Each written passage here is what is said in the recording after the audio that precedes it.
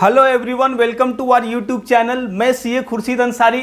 आज आपके साथ डिस्कस करने जा रहा हूं कि ये पी रेशियो क्या होता है। मैं बता दूं कि ये पी रेशियो बड़ा ही इंपॉर्टेंट होता है हमारे फिनेंशियल डिसीजन में।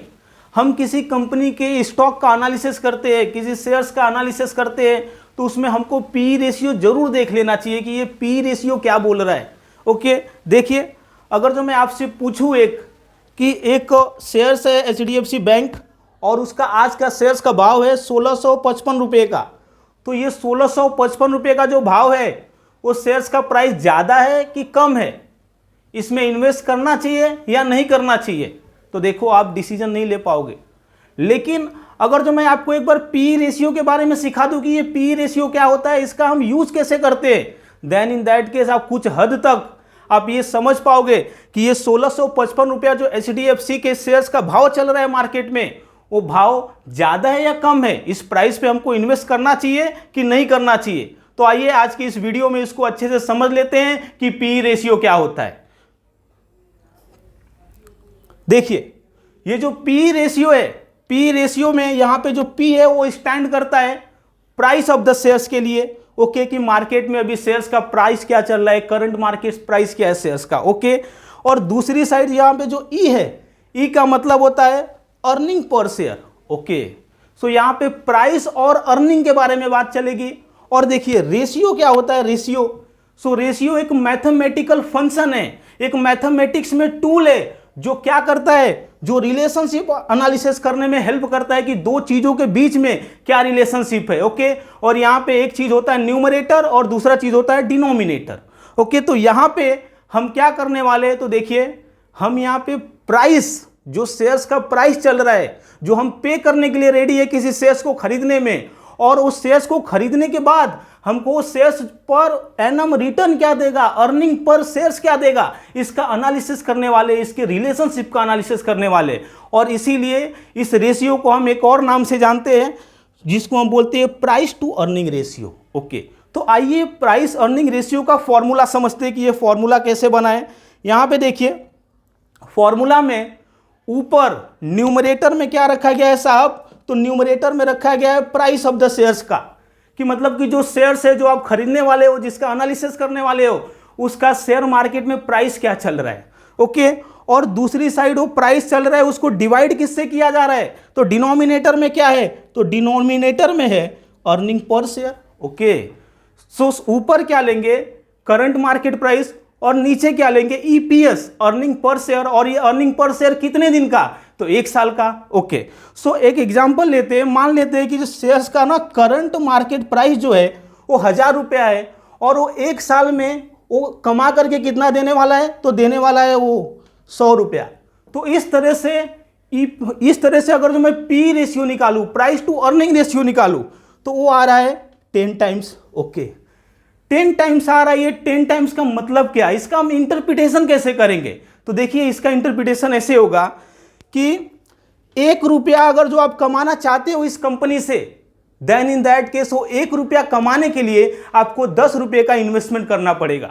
तो पी रेशियो जितना टाइम आता है वो ये बताता है कि उतना टाइम आपको इन्वेस्टमेंट करना पड़ेगा रिटर्न पाने के लिए। ओके, सो यहां पे हमारा 10 आया, तो इसका मतलब ये हुआ कि आप इस कंपनी के शेयर से 1 रुपया अर्न करना चाहते हो, तो इन दैट केस आपको 10 रुपये का इन्वेस्टमेंट करना पड़ेगा। तो शेयर है वो 10 के पी मल्टीपल पे चल रहा है। ओके, अभी देखिए, अब हाई पी रेशियो रहा तो क्या, और लो पी रेशियो हुआ तो क्या। तो देखिए जो हाई प्राइस अर्निंग रेशियो आता है, नॉर्मली वो इन्वेस्टमेंट डिसीजन अच्छा नहीं होता है, वो जो शेयर्स का प्राइस होता है वो ज्यादा होता है, ज्यादा रहता है मार्केट में। ओके, तो जो हाई पी रेशियो वाले शेयर है, नॉर्मली वो फेवरेबल इन्वेस्टमेंट प्लान नहीं है हमारे लिए, फेवरेबल इन्वेस्टमेंट प्रपोजल नहीं है हमारे लिए।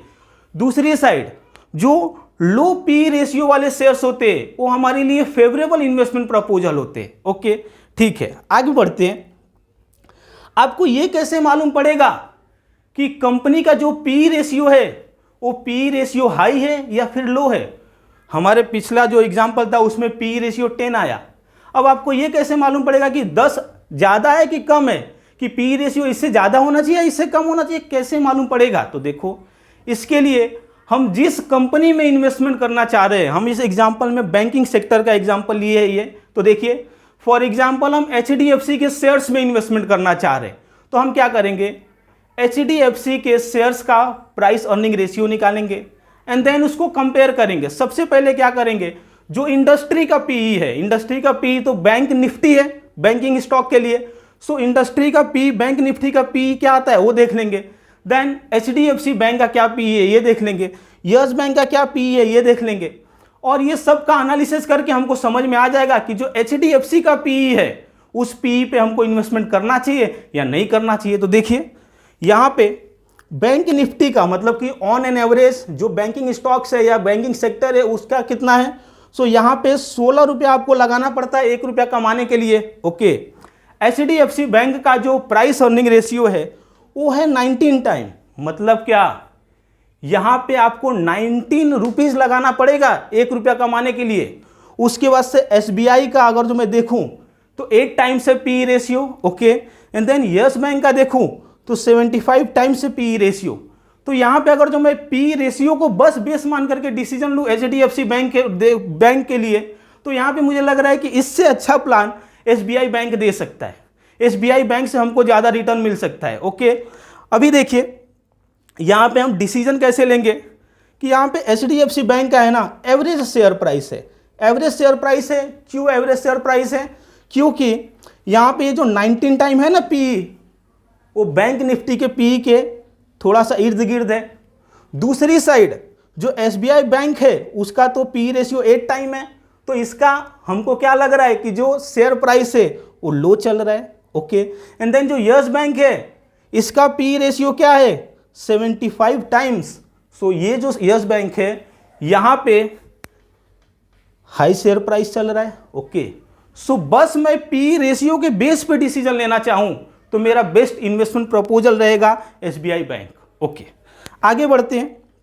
अभी देखियो आगे ये बोला जा रहा है क्या हाई पी रेशियो मतलब कि ये जो इन्वेस्टमेंट प्लान है या फिर जो शेयर्स का हाई पी रेशियो है वो खराब है, वो शेयर्स खराब है।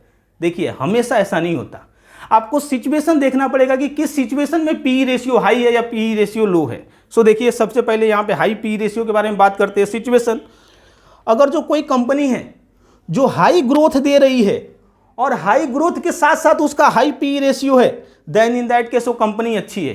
क्यों ऐसा, क्योंकि देखो वो ग्रोथ ज़्यादा दे रही है ना, तो आज आप 100 रुपया 1000 रुपया लगाते हो कंपनी में और कंपनी आपको आज 100 रुपया कमा करके दी है 1 साल में, 1 साल पहले, तो अभी क्या होगा, और कंपनी का 50% ग्रोथ रेट है, तो 1000 रुपये पे आपको 100 दिया, लेकिन अगले साल 50% बढ़ा के मिलेगा ना, तो 1000 रुपये पर तो आपको 150 मिलेगा, और इस तरह से अगले साल तो पी इंप्रूव्ड हो जाएगा। और दूसरी साइड जो लो ग्रोथ वाली कंपनियां हैं उनका क्या होगा, आप जो पैसा लगा रहे हो पी रेशियो एक हाई चल रहा है, मतलब शेयर प्राइस हाई है या फिर कमाओ बहुत कम रहा है, और उसके बाद से वो कंपनी में ग्रोथ भी नहीं है, तो उसके अर्निंग में ग्रोथ भी नहीं है, तो क्या होगा, आपका जो पी रेशियो है वो इंप्रूव नहीं होने वाला है फ्यूचर में भी, तो उतने का उतना ही रह जाएगा। सो इसीलिए जिस कंपनी का हाई पी रेशियो है विथ हाई ग्रोथ, सो उसमें आप इन्वेस्टमेंट कर सकते हो। ओके, लेकिन जो कंपनी है जिसका ग्रोथ रेट कम है और जो पी रेशियो है बहुत ज़्यादा हाई है, तो वहाँ पे आपको इन्वेस्टमेंट नहीं करना चाहिए, क्योंकि वो फ्यूचर में भी जो आपका पी रेशियो है वो इम्प्रूव्ड नहीं होने वाला है। ओके, आगे बढ़ते हैं। अभी देखिए पी रेशियो का कुछ मिसलीडिंग चीज़ें समझ लेते हैं। क्या हमको कहाँ कहाँ पे पी रेशियो नहीं देखना चाहिए या बहुत सावधान होकर के देखना चाहिए। तो देखो सबसे पहले रियल इस्टेट कंपनी के बारे में मैं बात करूँ तो रियल इस्टेट एक ऐसी कंपनीज होती हैं जो क्या करती है, फ्लैट बना करके बेचती हैं। तो उनका क्या होता है, बिल्डिंग बनाने में 4-5 साल चले जाते हैं, तो उस 4-5 साल में तो कुछ प्रॉफिट हुआ नहीं, और जिस साल आप इन्वेस्टमेंट करने वाले हो उस साल उस कंपनी ने बिल्डिंग बना करके बेच दिया था, तो उस साल में तो बहुत प्रॉफिट हुआ। तो पी रेशियो तो आपको इसका बहुत अच्छा दिखेगा, तो आपको लगेगा इन्वेस्ट कर लूँ। अरे लेकिन ऐसा नहीं है, इस साल ही पी रेशियो अच्छा है, पिछले साल का भी तो देखो 4-5 साल का क्या हालत था। तो इसीलिए जब भी आप रियल सेक्टर की स्टॉक में इन्वेस्टमेंट करने का डिसीजन लो तो पी रेशियो 1 साल का मत निकालना, एवरेज अर्निंग पर शेयर निकाल करके पी रेशियो कैलकुलेट कर लेना, या फिर दूसरी भी चीज़ें देख लेना, लाइक कि बुक वैल्यू पर शेयर की, जो हम पैसा पे कर रहे हैं शेयर्स खरीदने के लिए, उसके लिए वो शेयर्स का बुक में क्या वैल्यू है उसके हिसाब से आप देख लेना। दूसरा cheap stock are often cheap for a reason. अभी यहाँ पे ये बोला जा रहा है कि जिस स्टॉक का शेयर प्राइस लो रहेगा उसका तो पी रेशियो लो आएगा, तो अच्छा इन्वेस्टमेंट हुआ क्या? ऐसा भी नहीं है। अभी किसी चीज का प्राइस कम है तो कम क्यों है? अरे उसके पीछे रीजन होगा ना। जब भी आप जाते हो दुकान पे और कोई ओरिजिनल चीज खरीदते हो तो उसका प्राइस भी तो ज्यादा होता है।